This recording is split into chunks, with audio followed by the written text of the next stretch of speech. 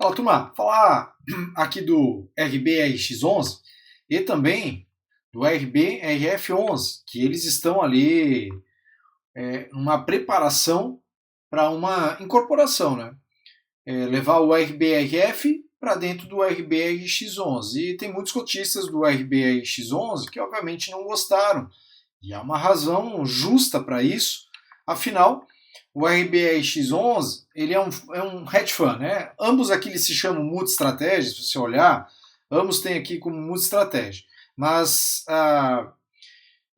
o RBRX11 ele tem mais liberdade para trabalhar em outras frentes diferentes do RBRF11. E aí o que acontece? O RBRX, por exemplo, ele tem ali em torno de 30 e poucos por cento, como a gente vai ver, em desenvolvimento. Desenvolvimento gera mais risco, mas também traz mais retorno. Porém, esse retorno ele vem ao longo do tempo.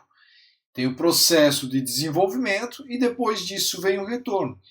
E o cotista do RBRX, quando ele surgiu, ele entendeu a estratégia do fundo e disse, olha, não, ok, vamos fazer esse fundo dar certo, vamos participar, vamos comprar cota, fazer o fundo crescer e tudo mais. Hoje é um fundo pequeno, né, 284 milhões, mas compraram a ideia. Acontece que com essa incorporação, se de fato se aprovar, que vai até setembro agora, né, esse mês, o RBRF, todos os ativos lá de dentro, vêm aqui para dentro.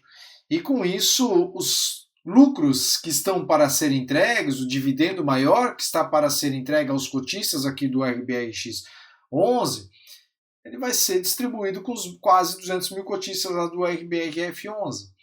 Então, assim, convenhamos que quem comprou essa tese aqui de investimento, quando ela surgiu, comprou recebendo uns pingados, recebendo um dividendo menor, porque não vem pagando um grande dividendo. E eu não estou falando do yield, estou falando aqui especificamente do dividendo. Deixa eu até olhar aqui o RBRX11. Eu nem olhei quanto é que eles estão pagando de dividendo, salvei todo o relatório ali, linkei as pontos, salvei o que eu quero pontuar aqui com vocês e deixa eu só ver os dividendos aqui, quanto ele vem pagando. 0,9, 1,15, né, por cota, considerando aqui o desconto, né? Site aqui, vez ou outra dá um bug. Então nós temos 1,15, 1,20, considerando o desconto da cota, 0,9, 0,9, 0,9, 0,8.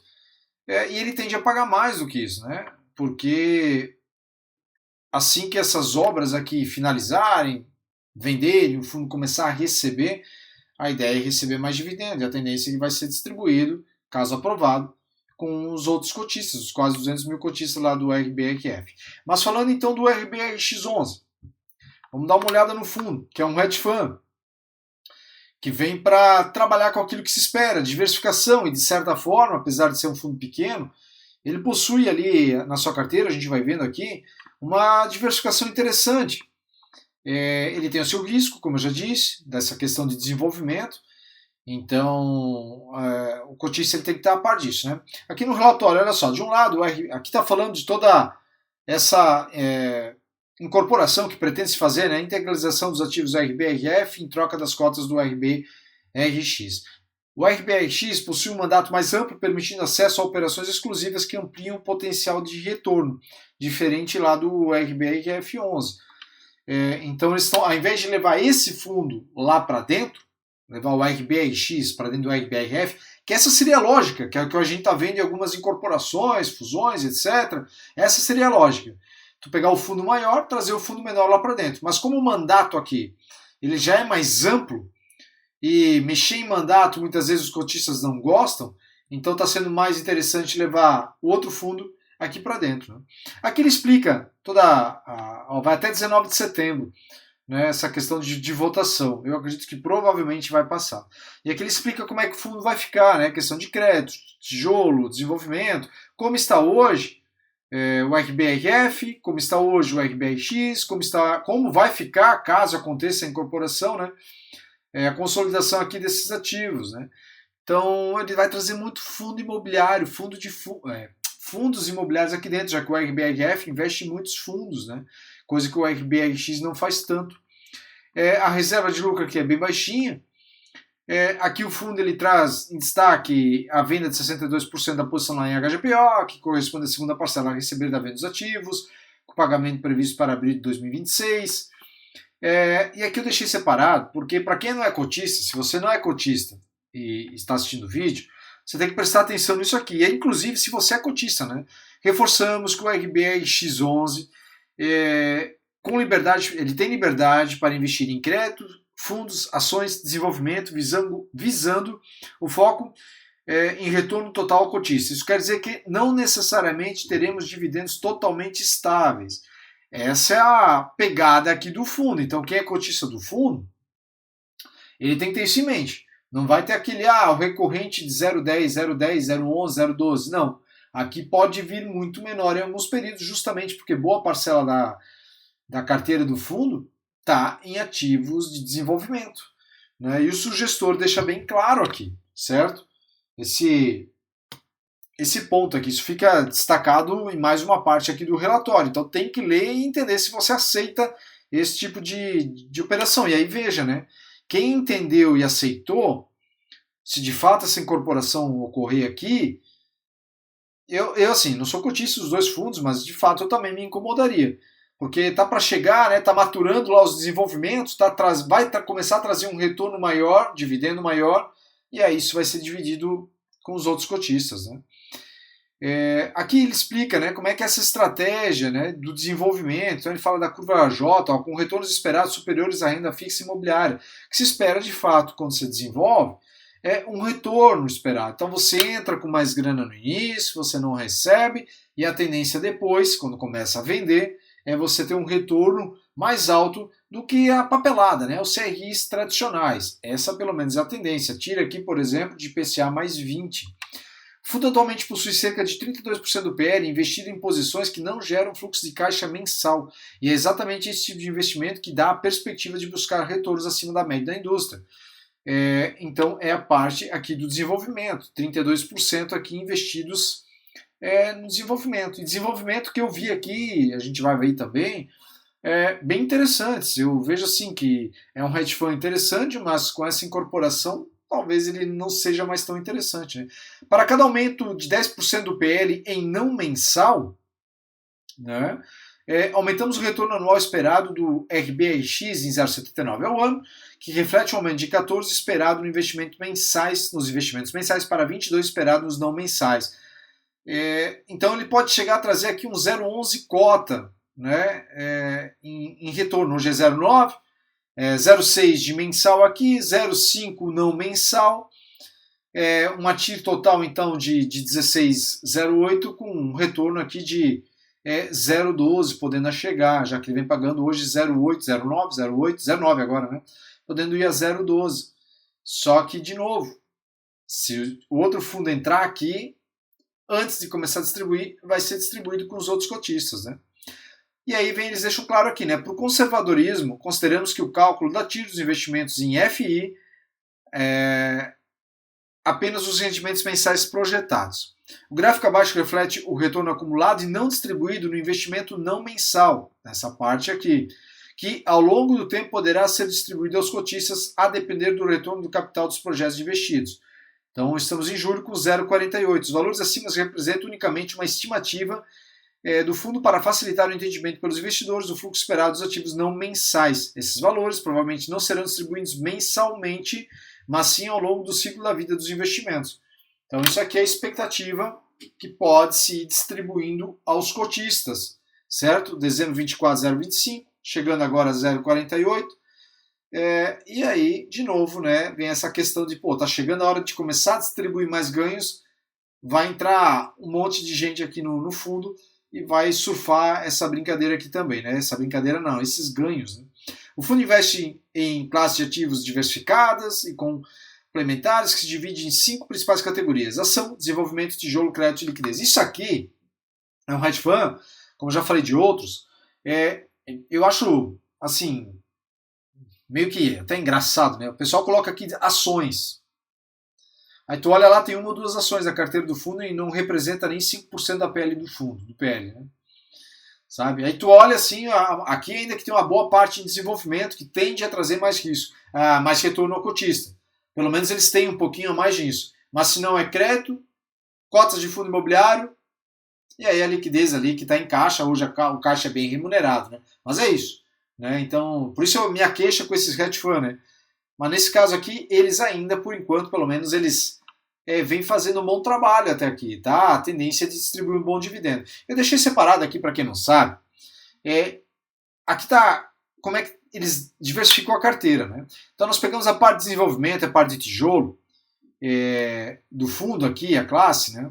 Que é FIs, ativos diretos e FIs. Esses ativos off-market, que a gente vê aqui, né? Tanto no desenvolvimento como no tijolo. O que nós temos aqui dentro? São ativos mais exclusivos, né? Como inclusive deixa ali, foco em ativos exclusivos, certo? Só que o que nós temos de fato ali dentro?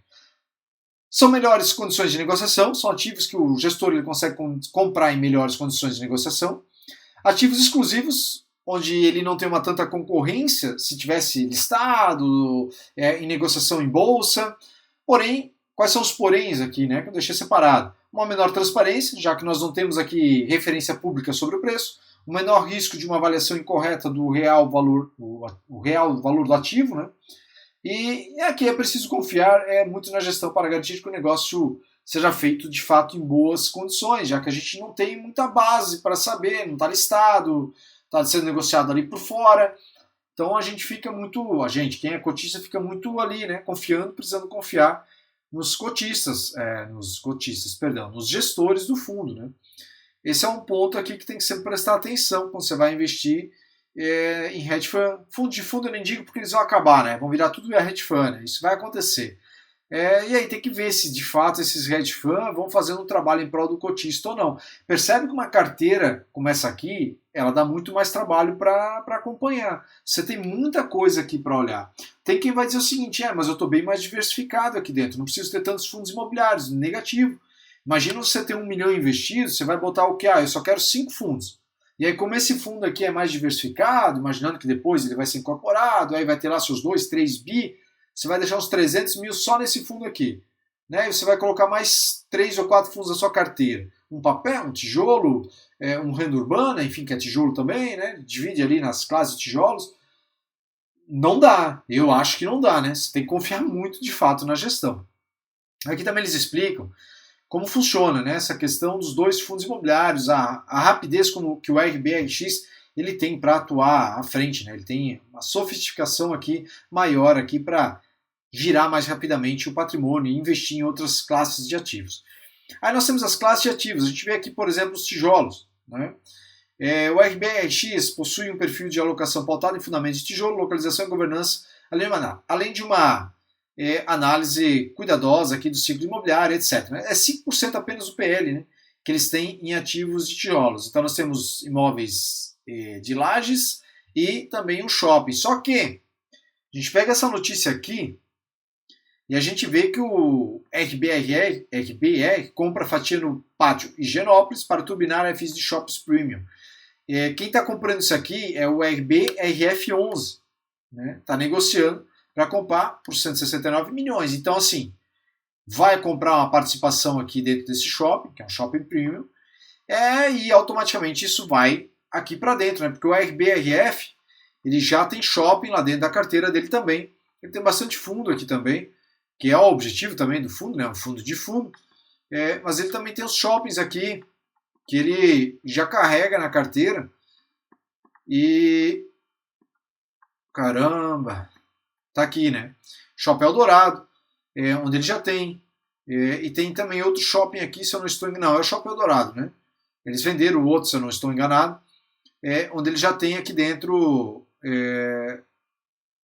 dentro da carteira do RBRF, esse shopping aqui, entre o Higienópolis, entre esse shopping aqui também no RBRF e, consequentemente, depois vai entrar aqui para dentro do RBRX11. De um lado, vai melhorar um pouquinho aqui a qualidade dos ativos ali, ativos que o fundo tem de fato, né? Que não sejam papéis, que não sejam investidos em outros fundos e tijolos, que esteja dentro de fato da participação do RBRX11, né? Só que ainda assim é uma carteira bem pequena, né, se a gente olhar. Né? Aí que vem a questão dos créditos aqui, middle risk ou high grade, originados, estruturados pela própria casa e os fundos líquidos em bolsa com bom fundamento, com foco em ganho de capital mais carrego, né? Nós temos FIs, que eles investem, de crédito, e temos aqui os papéis, os CRIs, né? Aqui a parte de desenvolvimento, a parte logística, a parte de lajes, a gente já vai ver isso aqui embaixo também. Aqui está o papel, né? Como eles têm uma parte em high grade, uma parte em crédito estruturado. Dentro desse crédito estruturado, né, nós temos aqui CRIs, debêntures, notas comerciais, notas de securitizadoras e operações compromissadas com lastro imobiliário, que traz uma maior diversificação para o fundo também. E para o cotista, obviamente. Mas aí tem que ficar atento, né? Ver o que tem aqui dentro, qual a porcentagem que nós temos aqui dentro desses títulos, né? Ou de repente está concentrado. Muitas vezes a gente vê alguns fundos de papéis que eles têm lá CRIs, uma carteira com 60 CRIs na carteira do fundo. Só que a gente vai olhar, ela é uma carteira onde tem uma certa concentração, com 18% do PL do fundo em um único devedor, né? Tem vários CRIs lá dentro, mas é o mesmo devedor. Então esses são pontos que aqui também precisa ficar atento, né? Aqui nós temos a carteira do fundo, onde eles têm os seus CRIs, como é que está distribuída a carteira, a parte do desenvolvimento, a gente vê aqui, né? Deixa eu direto para baixo aqui, que é onde eu quero ainda falar sobre. Aqui vem a parte do desenvolvimento, então. Os vários desenvolvimentos que eles estão participando. De fato, tem um potencial de retorno bem significativo aqui. São empreendimentos sensacionais, bem feitos, que de fato pode trazer aqui um retorno bem significativo. Aqui, por exemplo, a gente vê um fundo de desenvolvimento comercial focado em lajes corporativas, boutiques, localização premium, né? Uma tira aqui de 30%, um potencial aqui de 1,59 bi, certo? Capital subscrito ali de 338 milhões. Então a gente vê que de fato tem aqui uma chance de entrar uma grana bem significativa para o fundo. Aqui já está vendido. Detalhes, né, dos 6 projetos que o fundo tem. Então, assim, esse tipo de desenvolvimento aqui, diferente dos outros desenvolvimentos que eu vejo lá no Tigar, por exemplo, que eu falo bastante, né? Não falo mais aqui, mas falava lá no meu grupo, que ninguém mais hoje tem o Tigar na carteira, mas para quando tinha, né, eu acompanhava o Tigar e eu falava dos riscos de desenvolvimento. Agora aqui a gente vê que é um risco moderado, né? Nós estamos falando de grandes empreendimentos que com certeza dificilmente aqui haverá inadimplência pelo pagamento, né? O mesmo vale para o desenvolvimento aqui do segmento logístico, né? Que eles também têm o segmento logístico de desenvolvimento. E aqui eles têm um investimento oportunístico de 5 unidades de um prédio de luxo, também aqui uma tira esperada de 20%. Por fim, cabe ressaltar que a transação se trata de investimento oportunístico exclusivo que visa o ganho de capital a ser distribuído ao longo do tempo conforme o cronograma de vendas. Então, conforme for vendendo, desenvolvimento, obviamente, o cotista tende a ir recebendo. A gente viu ali em cima que não é que o gestor vai distribuir isso de uma hora para outra. Lembrando que uma parte, se está dentro de um SPE, por exemplo, o fundo ele não tem obrigação de sair distribuindo. Pelo contrário, ele pode seguir reinvestindo aquilo ali, certo? E, obviamente, depois gerar mais valor aos cotistas, né? Ele pode fazer isso, tá? Por fim é isso, tá? Do RBRX11, né? É uma carteira, assim, eu diria, fundo pequeno, mas ela tem uma boa diversificação aqui, é mais diversificado que outros fundos maiores que eu já trouxe aqui no canal. Então, assim, é uma pena para quem é cotista aqui ver de fato o fundo de fundo entrar aqui. Mas fique sabendo que não adianta, os hedge funds que estão sendo criados, eles estão sendo criados para isso, para trazer os fundos de fundos, né? O ideal seria o quê? O fundo de fundo mudar, né? Dizer, olha, vamos mudar esse negócio aqui, nosso regulamento, explica bonitinho, faz live e tal, mas nem sempre é tão fácil mudar o regulamento do fundo. Então isso acaba empacando ali, muitas vezes é mais fácil fazer um novo fundo, consegue captar no mercado ali no IPO, uma boa grana, você aloca logo os ativos que você tem interesse, até para não demorar, né, nessa fase aqui de desenvolvimento de alguns projetos que o fundo tem aqui. Então, de repente, para não perder a chance de participar desses projetos, o fundo cria logo um novo fundo, capta a grana e depois se entende ali com os cotistas, né? Esse é o resumo que nós temos, né? Eu continuo não gostando dos hedge funds, acho que investir diretamente você pode ter um retorno melhor, mas, como a gente viu aqui, tem que considerar que, de fato, a parte de desenvolvimento, você vai ter um retorno maior do que os CRIs investindo em papel. Porém, para fechar o vídeo, tem que ter em mente o seguinte, né? Ter esse tipo de fundo em carteira visando uma carteira que paga regularmente os teus dividendos, eu acho arriscado, eu acho desnecessário. Estou falando quando você chegar aos 60 anos, tá? Ou aos 50, não sei em que fase da sua vida, aí você vai dizer, agora eu começo a utilizar os dividendos. Porque, gente, tem que entender o seguinte, tá? Não é simplesmente dizer assim, show, cheguei aos 60, vou começar a usar os dividendos e eu vou ter um fundo de papel, um fundo de desenvolvimento, ou 2 na minha carteira, ou que tem uma parte em desenvolvimento, eu não me importo se ele não distribui logo esses dividendos, o que venha depois. Tem que pensar no seguinte, você vai ter que sempre reinvestir uma parte. Já é difícil calcular o quanto precisa reinvestir quando você tem uma carteira de papel e tijolo. Porque tem que olhar qual que é essa carteira e para daí estudar, né? O quanto naquele ano ela vai te distribuir. Imagine aí você ter desenvolvimento ali dentro, certo? Então fica mais difícil aí para fazer essa conta de dizer assim, preciso reinvestir tanto. Porque eu já vi vídeos aqui no YouTube, eu assisti um recentemente, semana passada, de uma pessoa aqui que ele tem um canal bem grande, quase 600 mil ou 500 mil seguidores aqui no YouTube, onde ele falou ali que, cheguei agora, vivo agora da renda dos fundos imobiliários. Ele tinha uma renda lá de 18 mil reais.